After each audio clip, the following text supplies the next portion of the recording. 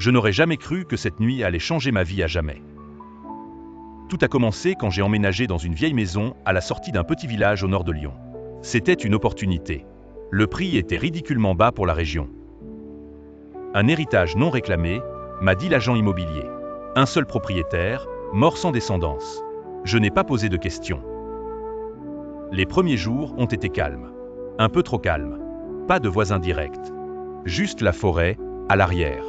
Le genre de silence qui vous colle à la peau. Mais au troisième soir, j'ai entendu des bruits. D'abord subtils, comme des pas.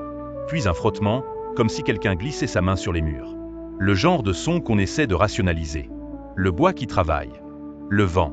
Rien d'inquiétant, je me suis dit.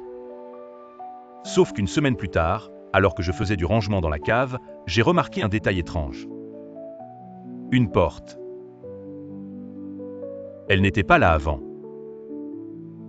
Je suis formel. J'avais déjà nettoyé cet endroit, trié des cartons, empilé des meubles. Et cette porte n'était pas là. Elle était en bois noirci, sans poignée, avec des symboles gravés dessus. Des marques que je ne reconnaissais pas. Légèrement enfoncées dans le mur, comme si elle avait été scellée ou dissimulée. J'ai reculé. L'angoisse montait. Mon chien, Oslo, qui m'accompagnait toujours, a grogné. Il s'est mis à aboyer frénétiquement, les poils dressés. Puis il s'est enfui en courant, chose qu'il n'avait jamais faite. J'ai quitté la cave à mon tour, le cœur battant. Cette nuit-là, je n'ai pas dormi. Le lendemain, j'ai parlé au voisin le plus proche. Un vieux monsieur qui vivait à 1 kilomètre de là. Quand j'ai mentionné la maison, il est devenu pâle.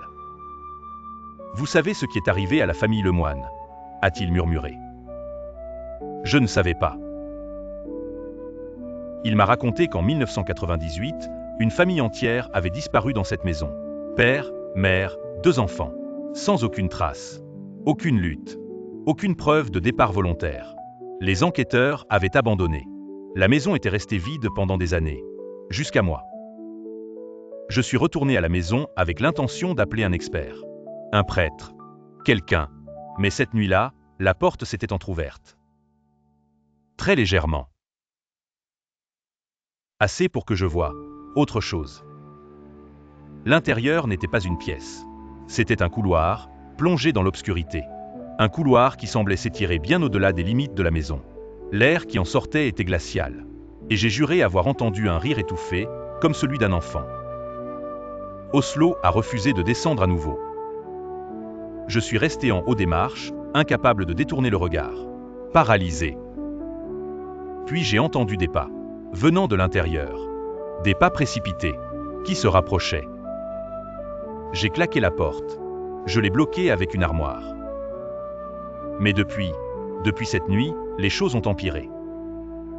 Chaque nuit, j'entends des chuchotements derrière les murs. Mon reflet dans le miroir tarde parfois à me suivre. Parfois, il sourit, alors que moi non. Des objets changent de place. Des cris résonnent à l'aube. Mon visage semble vieillir. Mes rêves sont devenus des cauchemars répétitifs où la porte s'ouvre encore et encore. Et parfois, je me réveille devant elle, sans savoir comment j'y suis arrivé. Je suis parti.